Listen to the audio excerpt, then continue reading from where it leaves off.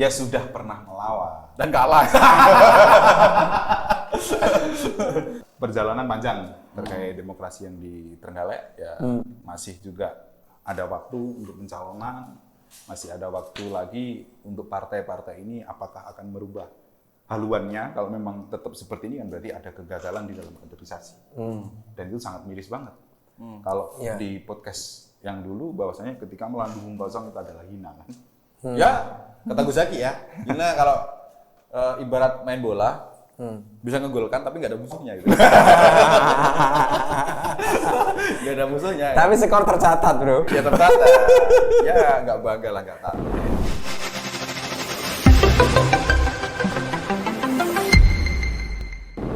Halo Sobat Mangobar, kawan pembaca. Kembali lagi selamat datang di podcast Mangobar. Kali ini kita akan ngompol tipis-tipis lah, ngomongin politik ya. Ngomongin politik, oke. Ya, ngomongin politik. Ngompol ya? Iya, ngompol. Ngomongin politik. Episode spesial ya hari ini setelah kemarin sudah dipastikan calon perseorangan yang ada di Kabupaten Trenggalek dinyatakan tidak memenuhi syarat sehingga tidak bisa lanjut menuju ke pendaftaran pasangan calon.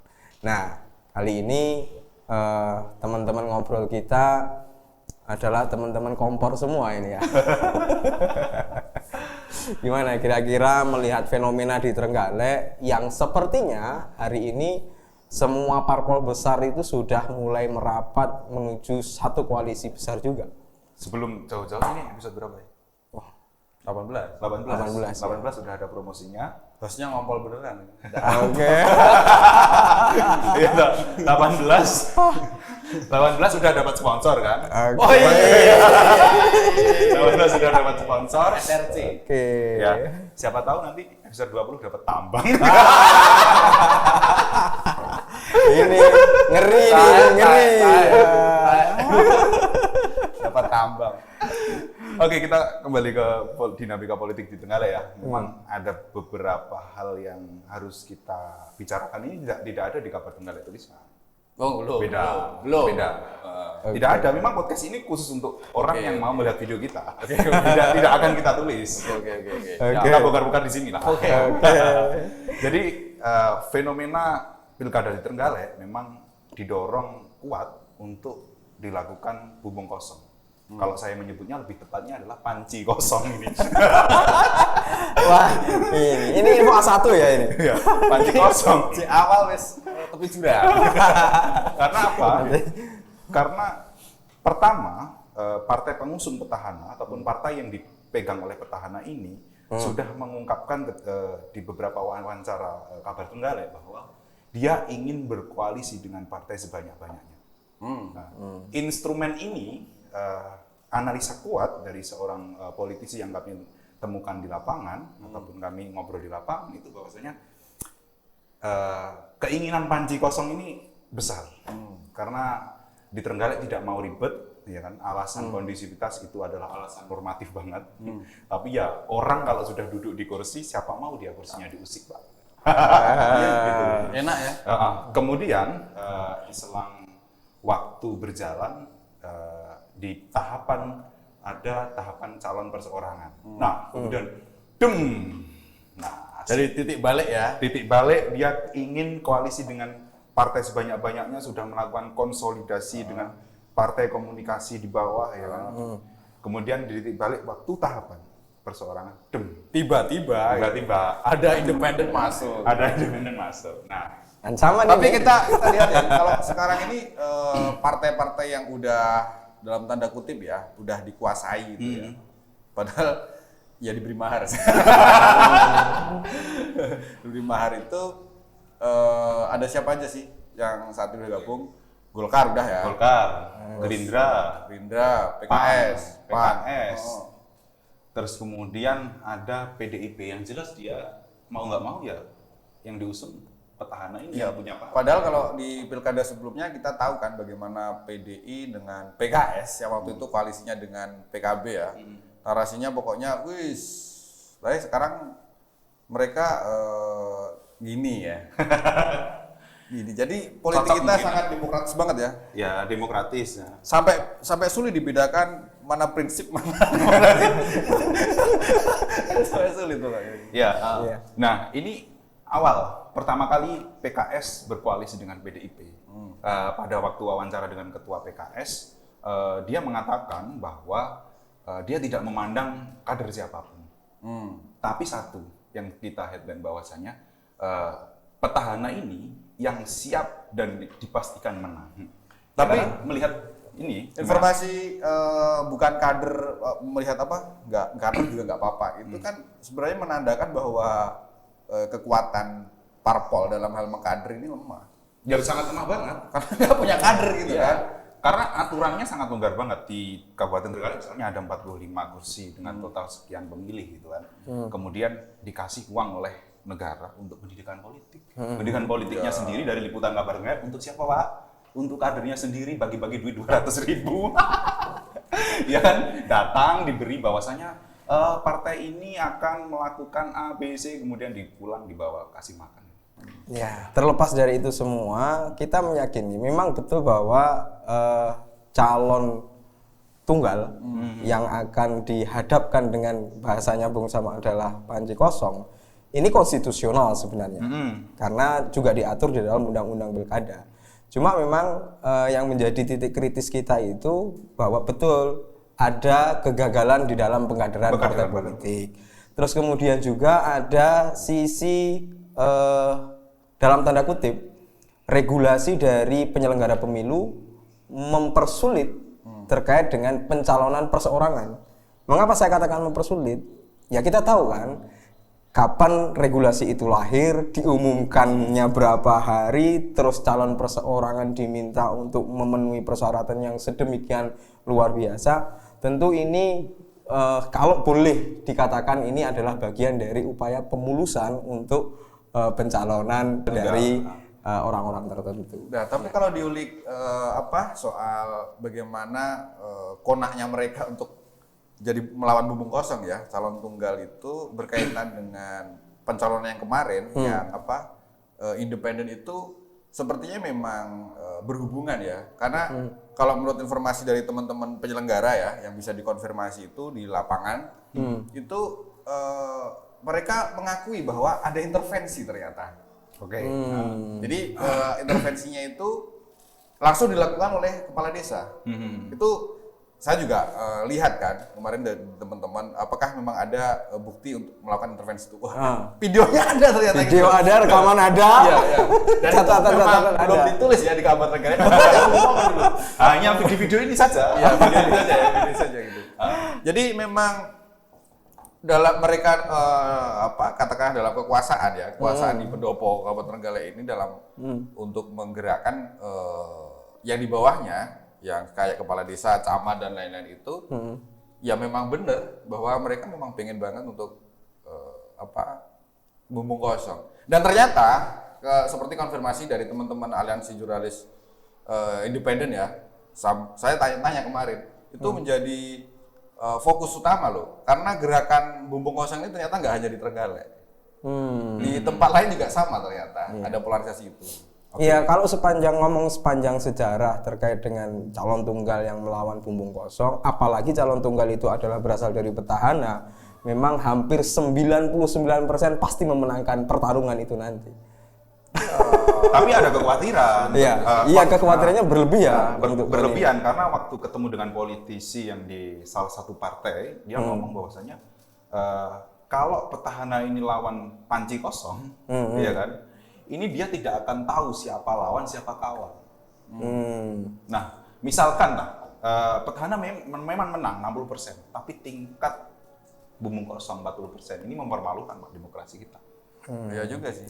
Ya tinggal bagaimana yang di lapangan nanti, apakah mereka juga dalam tanda kutip puas ya dengan pelayanan yang diberikan oleh yang berkuasa saat ini.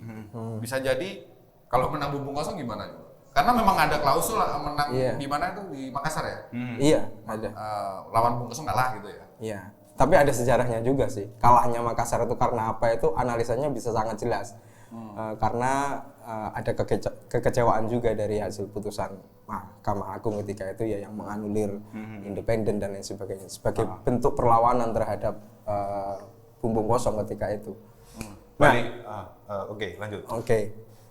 kira-kira kan kemarin baru keluar putusan Mahkamah Konstitusi ya nomor 70 yang terkait dengan persyaratan untuk bisa mendaftarkan pasangan calon. Oke, sebelum jauh ke situ ya, belum jauh kita meloncat ke Mahkamah Konstitusi yang memang video ini di-tag teman-teman kita aktivis lagi berjuang untuk menegakkan konstitusi lagi di Jakarta. Selamat Ini berjuang video, kawan-kawan selamat ya. berjuang kawan-kawan, dan kami di Kabar Trenggalek menyatakan sikap bahwasanya bersama orang-orang yang menegakkan konstitusi. Betul. Oke, kita titik balik lagi kita mengulik lagi di perseorangan. Ya, calon perseorangan di Trenggalek ini membuat kaget. Kenapa tadi boom gitu kan? Saya bilang boom membuat kaget. Karena apa? Di calon perseorangan ini dari teman-teman narasumber yang ada saya temui di lapangan bahwa tidak ada tim, ya kan? Kemudian tidak ada tim ses, tidak ada posko, dan kemudian tidak tahu ada gerak-geriknya kemana gitu. Kemudian langsung belum mencalonkan dengan bombastis gitu. Makanya yang terdengar kok bukan bagaimana tim si independen ini kemudian mencuat ya, kok malah isu kepala desanya mencuat melakukan intervensi, itu kan lucu kan? Ya, benar. Nah, ini ada memang ketika ketakutan itu mulai muncul karena dengan jumlah dukungan yang digalang oleh independen ini cukup lumayan banyak, ini ada ketakutan sendiri. Nah, ada ketakutan bahwa ini akan bias nantinya. Ada ketakutan sehingga intervensi itu muncul. Oh, gitu. Ya benar, oke. Ada intervensi muncul. Kemudian, nah, dari intervensi muncul ini, dari total data ini, pasti partai kan pernah kan pencatutan. Oh ya. Kita pernah liputan di pencatutan partai. Iya betul. Kemudian independen ini goreng habis-habisan pencatutan. Nah, ini kesempatan pencatutan ini untuk masuk untuk menjegal. Ya, sempat viral ya di media sosial ada form B1 KWK yang kemudian mencuat di media sosial itu yang menyatakan bahwa dukungannya ini palsu dan lain-lain. Dan kalau diulik lebih dalam, kok bisa datanya keluar? Nah, Itu kan data rahasianya KPU B1 KWK itu. bukan hanya itu saja, Pak. Informasi yang dari narasumber kami bahwa menyebutkan bahwa orang di luar penyelenggara itu bisa membuka aplikasi Silon Kado. Luar biasa nih. Ya terlepas dari apa ya, misalkan kalau memang benar si independen melakukan pencatutan dan lain-lain, kalau kami di PES itu kan istilahnya ya sedikit banyak meyakini ya bahwa yang dilakukan oleh KPU seharusnya sudah benar gitu. Kan bukan hanya Verfak, ada Vermin dan lain-lain. Terus ada isu juga kenapa Kabupaten Trenggalek nggak memberitakan katanya pencatutan dan lain-lain gitu. Ya analisis dari kami waktu diskusi kan udah jelas ya Sam. Ada verifikasi faktual gitu. Jadi kenapa harus itu dianggap pencatutan kalau ada verifikasi faktual, kalau itu dilakukan dengan benar gitu loh. Karena apa? Karena itu akan batal ketika orang ditanya kamu dukung nggak gitu. Kalau mendukung berarti kan ya nggak nyatut. Kalau nggak mendukung kan berarti batal. Kemudian yang harus digarisbawahi, ketika orang sudah ngomong tidak mendukung, kemudian hasil akhirnya melalui tahapan pleno dan lain-lain, itu masih status masih mendukung. Nah, ini baru dipertanyakan lebih besar. Gitu.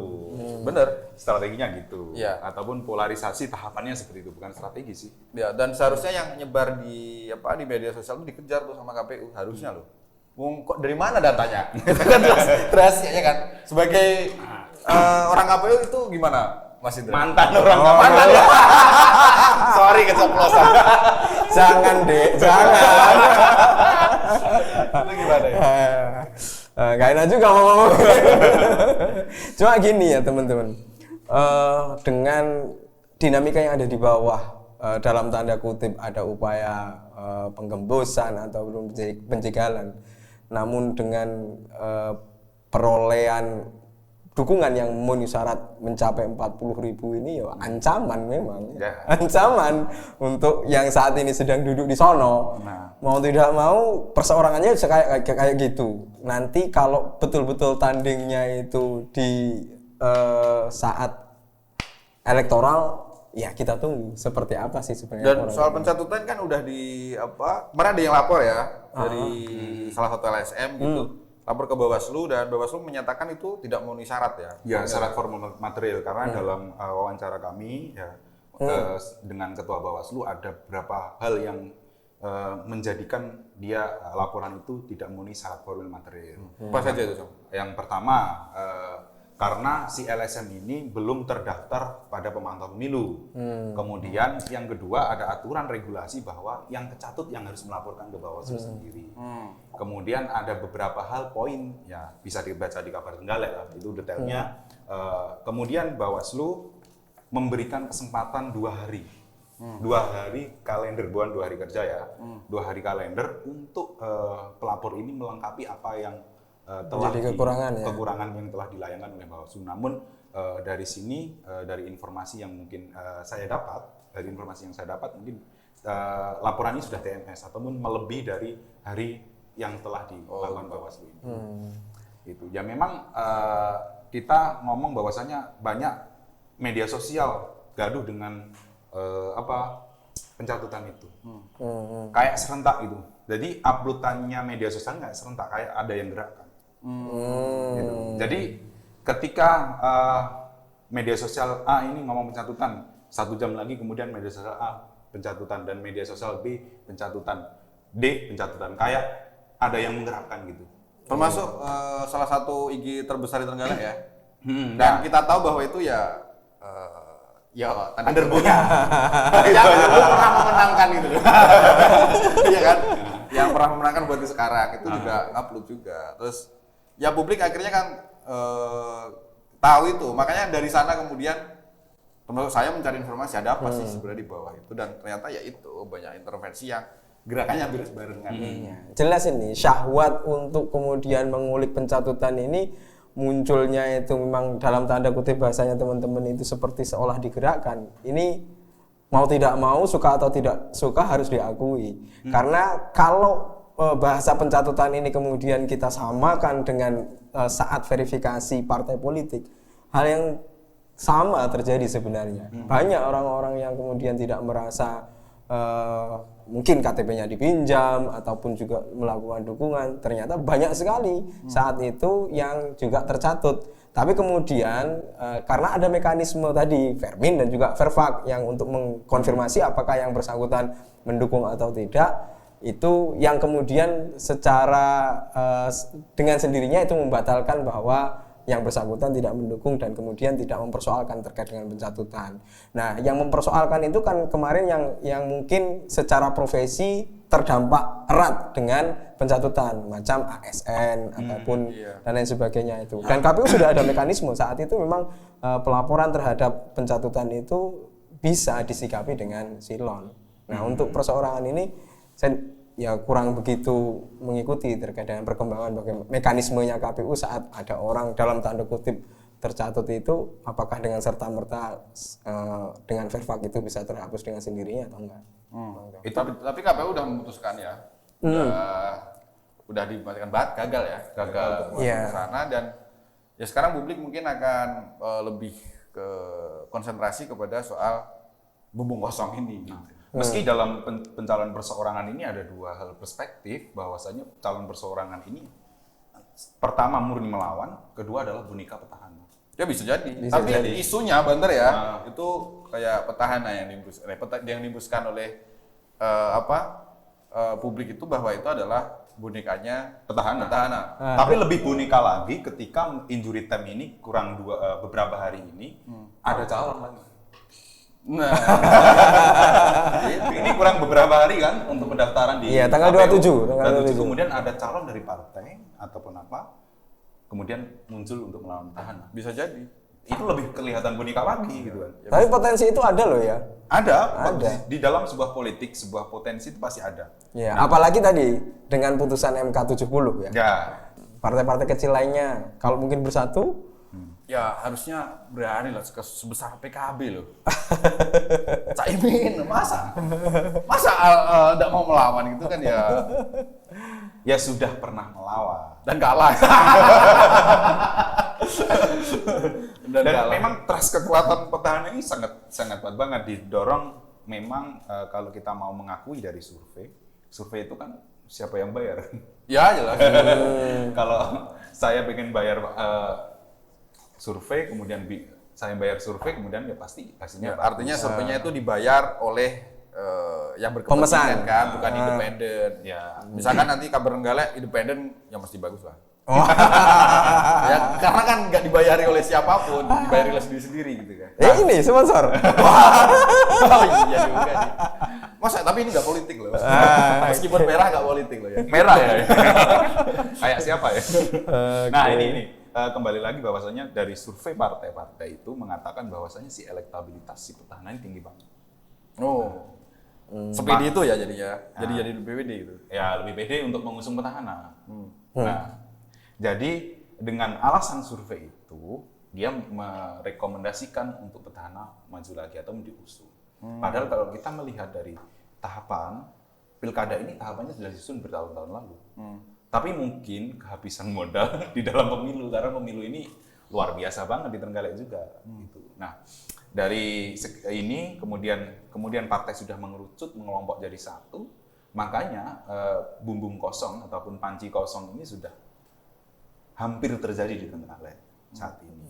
Nah, kemudian akan dihadapkan realitas itu. Namun dari politisi ataupun praktisi politisi mengatakan bahwa ada kekhawatiran ketika memang petahana ini maju di bumbung kosong. Kemudian pemerintahan di Trenggalek nggak ada oposisi. Iya jelas. Iya. Kayak taman kanak-kanak ya, oposisi Kontrol. rasa buder-buderan itu. Ini main apa itu? Ya, oposisinya taman kanak-kanak itu kan gitu. Terus pokoknya ya kalau dari perspektif apa yang terjadi di Trenggalek ini sebenarnya ya bagus sih untuk demokrasi itu ada yang terlepas dari isu pencatutan yang ada dan lain-lain, ada lembaga berwenang yang bisa menyatakan itu ya. Ada salurannya. Di jurnalis kan nggak mungkin kita melakukan, itu pencatutan enggak. Tapi ada lembaga berwenang yang kemudian seharusnya berbicara lebih banyak tentang itu. Terus yang paling kalau yang saya pikirkan itu justru KPU bisa nyerap anggaran. Iya, ya jelas ini. Karena beberapa kali yang dulu pernah independen itu zamannya Pak Masun ya, Masun. Dan setelah itu nggak ada lagi independen itu dan baru kali ini dan padahal setiap event penyelenggaraan selalu ada ya. pasti dialokasikan. Terserap atau tidak terserap bahwa amanat dari regulasi itu untuk menyiapkan terkait dengan kegiatan pencalonan perseorangan ataupun independen itu sudah pasti ada ruang anggaran yang disiapkan. Jadi kalau kemarin di kabupaten tercinta kita itu ada calon perseorangan, tentu salah satu yang mestinya bersyukur KPU bisa memaksimalkan anggaran yang sudah direncanakan. BPKCR ya. Kalau bisa memaksimalkan anggaran. Ya pasti bisa lah. Tapi kiranya ini di tim independen ini kita kekurangan informasi karena sulit banget dikonfirmasi. Betul. Kayak hantu. Iya, hantu itu ya. Timnya siapa yang mau kita konfirmasi? Kemarin siapa? ketemu dengan salah satu itu mau kita wawancara ya bareng-bareng teman-teman kawan tuh nggak usah gitu. Jadi kayak ini gerakan apa sih? Beneran ya sih? ya itu yang membuat publik takut dan kemudian saya masih ingat betul dulu itu waktu Mas Indra masih di KPU. SK-nya hampir habis lah. Waktu itu mengundang teman-teman, ada juga AKD, terus kemudian teman-teman media. Saya masih ingat betul pertanyaannya ataupun pernyataannya AKD ini bahwasanya ini harus benar-benar dipantau oleh KPU karena gerakan senyap banget. Dan tiba-tiba. Nah, ini menjadi atensi. Sudah dari situ udah lihat nanti alurnya bakal apakah dibuat konflik atau di gimana. Dan kemudian ada WhatsApp yang nyebar. Ya, kalau sudah berkomitmen dengan petahana, tolong jaga komitmen itu. Komitmen itu apa? Iya. Dari salah satu ya. Nah, dari salah satu. Nah, kemudian Udah satu AKD ya. kemudian selain itu saya kan ini mencoba untuk bisa bagaimana independen ini bisa kami konfirmasi ataupun wawancara, tapi ada cerita yang itu kami dapat dari sopirnya si calon independen ini. Nah, sopir itu ngomong ada salah satu kepala desa yang telepon. Dia bilang gini, jangan diterusin lah, nanti saya temukan dengan si petahana ataupun apa gitu, dengan kamu pengen apa atau kamu bilang di situ. Dan itu saya konfirmasi dari sopirnya ini waktu dia ditelepon. Tapi kabar Trenggalek juga sempat kecatut loh. Ya bagaimanapun independen ini kan ya siapa tokoh Pak Repto gitu kan. Ya dia kan ya aktivis ya, ya NGO yang ya termasuk saya Pak Indra ini kan juga dianggap sebagai muridnya ya.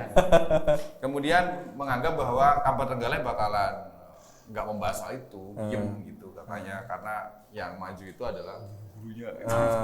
Tapi Kalau di tulisannya mantan komisioner juga tuwe-tuwean gitu. tapi mereka lupa bahwa berteman itu tidak mesti sejalan. Ya. Akrab tidak mesti sependapat juga, kan gitu Ya kan? kita kan udah diajari kan memang. Ya terserah no, kita berhubungan, kita murid, tapi kalau misalkan kami jurnalis, kalian politisi, ya udah berarti ada barir api yang menghalangi itu. Betul. Toh, Bapak Trenggalek juga habis-habisan ya memberitakannya soal. Ora, mau dipadak nih karo kono-kono Ya biar aja pemikirannya mereka mungkin seperti itu. Ya asumsi publik kita hargailah sebagai Dihargai ya, sebagai oke. orang yang selalu menegakkan demokrasi gitu. Ya. Bahwasanya asumsi publik bahwasanya memandang kabar Trenggalek dia tidak akan berani speak up terkait independen. Ya. Ya itu wajar karena asumsinya dia, tapi pada prinsipnya kita itu bekerja sesuai dengan kode etik jurnalis.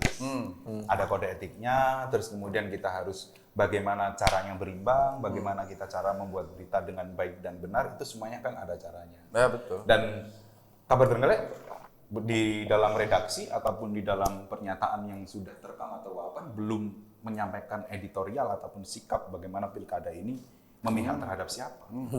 Bahkan di situ tidak ada jejak bahwasanya memihak terhadap calon perseorangan ataupun memihak terhadap petahana. Kita fair-fair aja di dalam berita kabar Trenggalek, kita juga memberitakan calon perseorangan, kemudian juga memberitakan petahana, kita fair-fair aja di situ. Ya. Karena kabar Trenggalek adalah ruang publik. Bener. Jadi kalau misalkan ya rintisan ya yang mulai berkembang kabar Trenggalek dipikirkan sesuai dengan pemikiran mereka kan ya kapasitas mereka segitu ya. Ya kan nggak mungkin kan sebelum mereka melakukan analisis mendalam kemudian menjudge bahwa kita bakalan diem dengan soal ini atau bakalan lebih mendorong ke sini gitu kan. Ya bagaimanapun masih ada kan advertorial dari Pemkab gitu yang tapi di sisi lain kita kan juga kritis kan. Ya. Jadi ada jadi kawan-kawan pembaca itu harus dibedakan ya. Ada di media itu memang ada dua hal yang memang ada garis semacam pembatas api itu yang nggak boleh di usahanya sama si redaksinya gitu. Firewall. Jadi firewall-nya redaksi ini sama usaha ya nggak bisa dibayangkan. Dan jangan dipikirkan ini bakal seperti halnya katakanlah bukan bagian dari partai tertentu kemudian nyalon KPU gitu terus jadi nggak seperti itu. Kita nggak diajari seperti itu. Kalau kita ngomong bos-bos media semuanya terafiliasi. Iya. Tapi dia sadar diri bos media itu tidak nyalon KPU gitu aja. Karena dia tahu bahwa dia orang partai gitu. Ya, KPU hari ini ataupun demokrasi di Trenggalek itu patut diawasi. Karena memang dari peristiwa awal tahapan sampai saat ini dan perubahan ataupun pergeseran dari KPU yang lama dengan KPU yang baru ini menandakan bahwa akan ada sesuatu ataupun bidak catur yang berbeda. Berarti bidak catur yang berbeda. Seperti yang ditulis kabar Trenggalek dengan narasumber yang memang kami jaga betul. Itu salah satu komisioner ini adalah orang yang masuk dalam lingkaran partai. Saya tahu sama itu. Ya, oke. Dalam partai. Terus kemudian dia menyebarkan bahwa saya itu dalam forum ya, saya itu tidak seperti yang ditulis kabar Trenggalek bahwasanya orang partai. Pada waktu video itu disyuting, kebetulan saya pakai baju merah dan acara di situ. Wong acaranya itu di salah satu kecamatan, misalnya kecamatan Dongkol lah. Pada waktu itu, kemudian rumahnya ini jauh dari kebetulan dari mana? Logikanya sih kebetulan dari mana? Ya, yang pasti kita kan juga udah terkonfirmasi ya bahwa si salah satu ini itu memang orang partai yang disiapkan untuk kesana gitu. Yang kemudian dia tidak masuk struktural itu udah terkonfirmasi kan. Bahkan SK-nya dia, udah pegang. SK-nya dia kita udah pegang. Gitu. Mau di-up. Jangan dulu nanti Mas Ibran bilang barisan sakit hati. belum ada lah, kita belum, ya harus ada hal lain ya untuk itu bisa diupload, untuk diunggah jadi berita kan. Iya. Minimal konfirmasi biar kita nggak sekedar dianggap media yang gosip gitu. Lebih sederhana lagi kalau mau checking via get kontak kan bisa kan? Oh iya, aku udah checking ya, udah cek waktu aku dapat kabar bahwasanya dia adalah mengcounter dengan segitu, kebetulan saya cek di get kontak itu thread. Nama partai, Pak. Nama partai, Pak. Ada nama partainya ya? Ada nama partai. Trigus PDI gitu.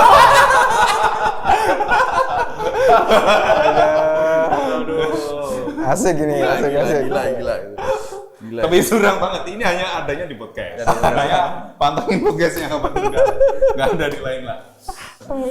Dan ya perjalanan panjang terkait demokrasi yang di Trenggalek ya masih juga ada waktu untuk pencalonan, masih ada waktu lagi untuk partai-partai ini apakah akan merubah haluannya. Kalau memang tetap seperti ini kan berarti ada kegagalan di dalam kaderisasi. Dan itu sangat miris banget. Kalau di podcast yang dulu bahwasanya ketika melambung kosong itu adalah hina kan. Ya, kata Gus Zaki ya, hina kalau ibarat main bola, bisa ngegolkan tapi nggak ada musuhnya gitu. Nggak ada musuhnya. Tapi skor tercatat, Bro. Ya tercatat. Ya nggak bangga lah, nggak tahu. Oke. Kalau heran partai-partai ini kan juga lumayan petarung-petarungnya kan jelas kan, tokoh-tokohnya di setiap partai itu punya. Tapi kok kayak nggak punya apa? Taji. Ya, taji boleh lah, tapi kenapa nggak berani gitu? Apa kasusnya terlalu besar gitu? Tapi ini ya yang menggelitik hati kemarin itu waktu dapat informasi tentang intervensi itu ya. Itu saya nggelitik juga. Kemarin money politik kemana gitu? Kok ada dia gitu? Nah, saat ngomong pencatutan itu mereka semuanya kan suci. Oh iya benar. Tapi saya bangga ada banyak kepala desa yang berbicara tentang moral dan etika. Oke. Itu bagus ke depan. Kemajuan. Meskipun agak lupa. Kemarin belum lama itu lupa. Dan tercatat ya. Dia bilang moral dan etika, terus kemudian kemarin belum lama ke depan aku dapat proyek apa? bilang moral dan etika, ke depan aku dapat proyek apa gitu. Ya kita tahu lah, sama-sama tahu lah. Sama-sama tahu siapa yang bermain-main proyek. Ya, cukup tapi jurang ya hari ini. Ya. Mudah-mudahan kita sehat selalu. Amin. Dan di meja ini semakin penuh dengan sponsor gitu.